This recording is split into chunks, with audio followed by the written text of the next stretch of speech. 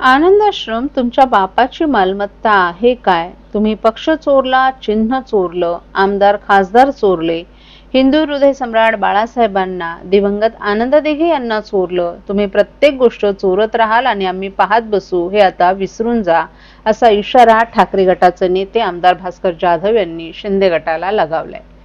मेळाव्यापूर्वी एक रॅली काढण्यात आली होती. ही रॅली टेंभीनगा भागात आली असता आनंद आश्रमासमोर उभे असलेले शिंदे गटाचे कार्यकर्ते आक्रमक झाले. त्यामुळे दोन्ही गटाकडून एकमेकांविरोधात घोषणाबाजी झाली. संजय राऊत यांनी टेंभीनगा येथे शिवसेनेचे दिवंगत नेते आनंद दिघे यांच्या पुतळ्यास पुष्पहार अर्पण केला. त्यानंतर ठाकरे गटाचे सर्व नेते निघून दिघे यांच्या शक्तीस्थळ आणि स्मारकावर गेले. परंतु राड्यामुळे ठाणे शहरात तणावाचं वातावरण निर्माण झालं होतं. दरम्यान मेळाव्यात भास्कर जाधव यांनी शिंदे गटावर टीका केली. आनंद आश्रम तुमच्या बापाची मालमत्ता आहे का? तुम्ही पक्ष चोरला, चिन्ह चोरलं, आमदार खासदार चोरले, हिंदू हृदय सम्राट बाळासाहेबांना, दिवंगत आनंद दिघे यांनाही चोरलं. तुम्ही प्रत्येक गोष्ट चोरत राहाल आणि आम्ही पाहत बसू हे विसरून जा, असंही त्यांनी सांगितलं. उद्धव ठाकरे हे योद्धा आहेत असंही जाधव यांनी सांगितलं. तसंच ठाण्यातून गद्दारी झाल्यानंतर ठाण्यात पहिली सभा झाली. त्यावेळी आपल्याला ठाण्यात येऊ नका असे ते सांगत होते. आम्ही येऊन दाखवलं असल्याचंही जाधव यांनी सांगितलं. यावेळी खासदार अरविंद सावंत, माजी खासदार विनायक राऊत यांनीही शिंदे गटावर टीका केली. तर अंबादास दानवे यांनी शिवसेनेचे नेते संपूर्ण राज्यभरात कार्यकर्त्यांचं मार्गदर्शन करणार असल्याचंही सांगितलं.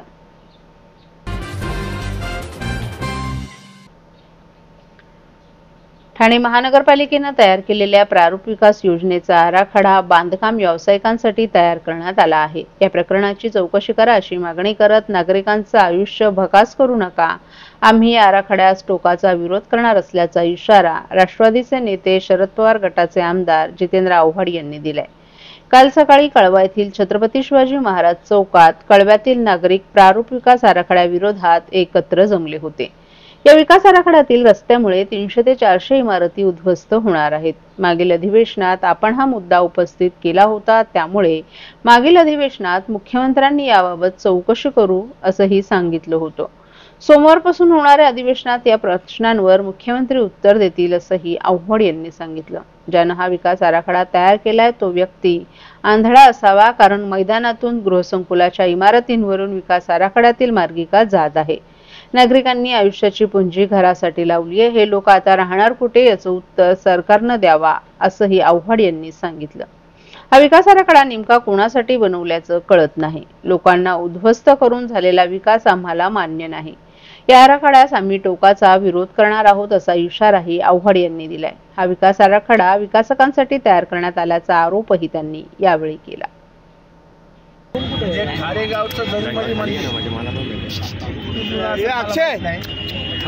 मैदानात डीपी रोड कोऑपरेटिव्ह सोसायटी मान्यता प्राप्त कोऑपरेटिव्ह सोसायटी वरनं डीपी रोड. लोकांनी आयुष्यभराची पुंजी घरात लावली आहे. ती कशी रस्त्यात फिरण्यासाठी त्यांनी राहायचं कुठे उत्सव याचं उत्तर द्या. हा डीपी प्लॅन हा कोणासाठी बनवला हेच कळत नाही. पण लोकांना उद्ध्वस्त करून झालेला विकास आम्हाला मान्य नाही. या डीपी प्लॅनला आम्ही टोकाचा विरोध करू. सर, एक वेगळा प्रश्न आहे. रक्षादर्शनीच्या मुलीचा विनयभंग झालेला आहे. काय सांगाल या संदर्भात? सरकार कुठेतरी कमी पडतंय का? अशा प्रकारचे सरकारच कमी पडतं. रक्षा खर्चे या केंद्रीय मंत्री आहेत. केंद्रीय मंत्र्याच्या पोरीवरती जर असा हे होणार असेल तर बाकीच्या पोरींबद्दल काय बोलणार तुम्ही? साहेब, हा मुंडे उपोषणाला बसणार आहेत. धनंजय मुंडेंनी राजीनामा द्यावा यासाठी काय सांगाल या प्रश्नात? त्यांचा वैयक्तिक प्रश्न आहे, त्याच्यामध्ये मला काय बोलायचं नाही आहे. फक्त डोमेस्टिक व्हायलन्स या विषयावरती मात्र गंभीर. साहेब, हा डीपी प्लॅन फक्त बिल्डर लोकांसाठी केलाय का? कसं उपस्थित करणार आहे? माझा ऑलरेडी मागच्या अधिवेशनात मी हा मुद्दा उपस्थित केलेला होता. जोपर्यंत सामान्य नागरिकापर्यंत हा मुद्दा एक मिनिट मला मुख्यमंत्र्यांनी on the floor of the house आश्वासन दिलंय की याची संपूर्ण चौकशी करून आपल्याला पुढच्या अधिवेशनात. साहेब, हा डीपी प्लॅन फक्त बिल्डरसाठी केलाय का असं वाटतं का? महाराष्ट्रातील भगिनींना आधार देणारी राज्य शासनाची मुख्यमंत्री माझी लाडकी बहीण योजना. या योजनेअंतर्गत अल्प उत्पन्न गटातील 21 ते 65 वयोगटाच्या भगिनींना मिळणार दरमहा 1500 रुपयांची मदत. अर्ज करण्यासाठी 31 ऑगस्ट 2024 पर्यंत मुदतवाढ. कुटुंबाचं वार्षिक उत्पन्न 2.5 लाख रुपयांपेक्षा कमी असलेल्या महिला पात्र. कुटुंबाकडे पिवळं किंवा केशरी रेशन कार्ड असल्यास उत्पन्नाचा दाखला आवश्यक नाही.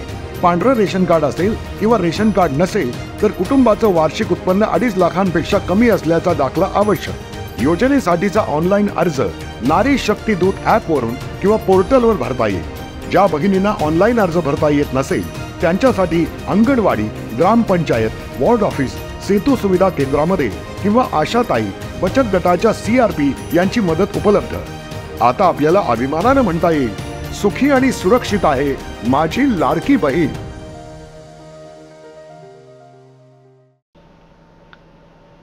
उपमुख्यमंत्री एकनाथ शिंदे यांच्या घराबाहेर एका कंपनीतील कामगारांनी आंदोलन सुरू केलं। ठाण्यातील सुपरमॅक्स कंपनीतील कामगार त्यांच्या विविध समस्यांबाबत आंदोलन करत आहेत। त्यांनी एकनाथ शिंदे यांच्या घराबाहेर मोर्चाने ठिय्या आंदोलनाला सुरुवात केली। हातात पोस्टर घेऊन कामगार घोषणाबाजी करत होते।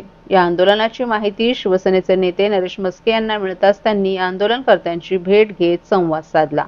मात्र आंदोलक कर्मचारी ऐकण्याच्या मनस्थितीत नव्हते, त्यामुळे कोणताही अनुचित प्रकार घडू नये यासाठी या परिसरात पोलिसांचा मोठा फौजफाटा तैनात करण्यात आला होता। मिळालेल्या माहितीनुसार ठाण्यातील 3 हात नाक्या शेजारी सुपरमॅक्स नावाची कंपनी आहे। या कंपनीतील कामगारांना त्यांचा पगार दिला नाही। गेल्या 3 वर्षांपासून कंपनी बंद पडली आहे। यामुळे पगार मिळावा यासाठी या कंपनीतील कर्मचाऱ्यांनी आंदोलनाचा पवित्रा घेतलाय। याआधीही कर्मचाऱ्यांनी आंदोलन केलं होतं, मात्र त्यावेळी कर्मचाऱ्यांच्या आंदोलनानंतर स्थानिक नेत्यांसह एकनाथ शिंदे यांनी तुमची देणी दिली जातील असं आश्वासन दिलं होतं। मात्र अद्यापपर्यंत कामगारांना देण्यात आलेल्या आश्वासनांची पूर्तता करण्यात आली नाही। त्यामुळे आंदोलकांनी मल्होत्रा फॅमिली तुपाशी, कामगार उपाशी अशा आशयाचे पोस्टर घेऊन शिंदेंच्या घराबाहेर ठिय्या मांडला।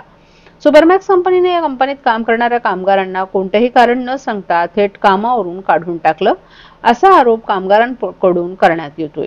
तसंच जुलै 2022 पासून कंपनीने कामगारांना त्यांचे पगार दिले नाहीत। त्यामुळे एकनाथ शिंदे यांच्याकडून लेखी उत्तर मिळावं अशी मागणी आंदोलनकर्त्या कामगारांची आहे।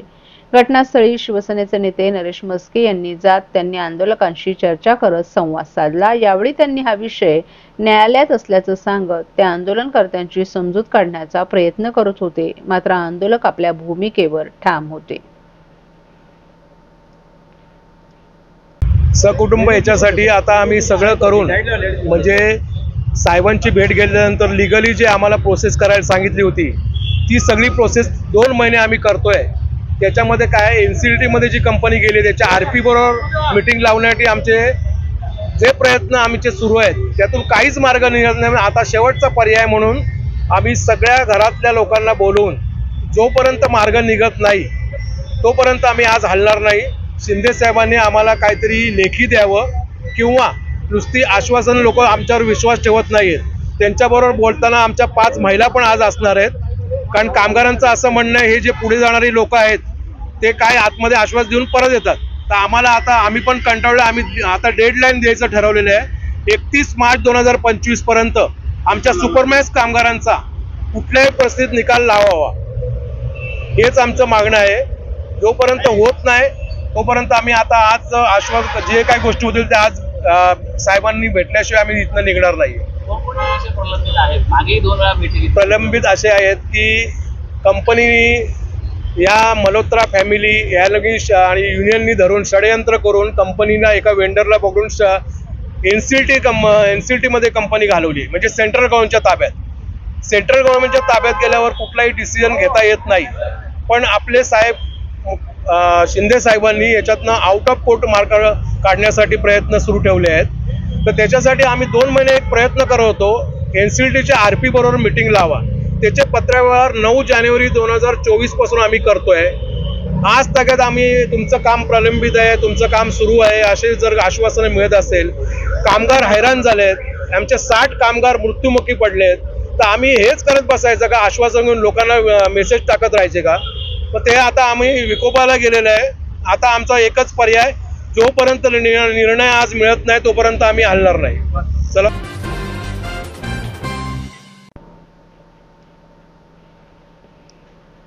आठवड्याच्या पहिल्याच दिवशी मुंबईच्या दिशेने जाणाऱ्या चाकरमान्यांना प्रचंड वाहतूक कोंडीचा सामना करावा लागला। मुलुंडजवळ ईस्टर्न एक्सप्रेस हायवेवर 2 डंपरच्या अपघातामुळे वाहतूक ठप्प झाली होती। 1 तासाभरापासून वाहनांच्या या ठिकाणी लांबच लांब रांगा लागल्या होत्या। ठाणे ते मुलुंड आणि ऐरोली मार्गे मुंबईच्या दिशेने जाणारी वाहनं या वाहतूक कोंडीत अडकली होती. वाहतूक विभागाकडून दोन्ही डंपर बाजूला करण्याचं काम सुरू करण्यात आलं होतं. मात्र यामुळे प्रवाशांना प्रचंड मनस्ताप सहन करावा लागला. याशिवाय सिग्नल यंत्रणा आणि काही वाहनं बंद पडल्यानं कोंडीत अधिकच वाढ झाली. ही वाहतूक सुरळीत करण्यासाठी ठाणे आणि मुंबई वाहतूक विभागाचे कर्मचारी प्रयत्नशील होते. मात्र मोठ्या प्रमाणावर वाहनांच्या संख्येमुळे कोंडी सोडवण्यात अडचणी येत होत्या. कामावर आणि अन्य ठिकाणी जाणाऱ्या नागरिकांना याचा मोठा फटका बसला. वाहन चालकांनी वैकल्पिक मार्गांचा वापर करण्याचं आवाहन वाहतूक पोलिसांकडून करण्यात आलं होतं.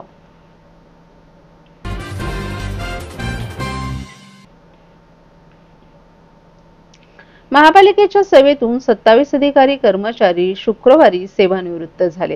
यात शिक्षण विभागातील शिक्षकांसह सफाई कामगारांची संख्या अधिक असल्यामुळे शिक्षकांची संख्या आणखीनच कमी झाली आहे.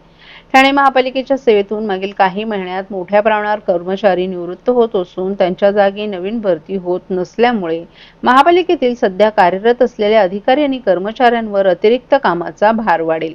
ठाणे महापालिकेचे फेब्रुवारी महिन्यात सेवानिवृत्त झालेल्या कर्मचाऱ्यांमध्ये 2 कार्यालयीन अधीक्षक, 1 जलनिर्देशक, 1 मुख्याध्यापक आणि 7 शिक्षकांबरोबरच 6 सफाई कामगार, 2 वाहन चालक, 1 माळी, 1 बिगारी, छत्रपती शिवाजी महाराज रुग्णालयातील 2 परिचारिका यांच्यासह इतर कर्मचारी मिळून 27 जणांचा समावेश आहे. ठाणे महापालिकेच्या सेवेत 2015 ते फेब्रुवारी 2025 पर्यंत 1700हून अधिक कर्मचारी अधिकारी सेवानिवृत्त झाले. नवीन वर्ष सुरू होताच पहिल्यांदाच महिन्यात 25 कर्मचारी अधिकारी हे सेवानिवृत्त झाले आहेत.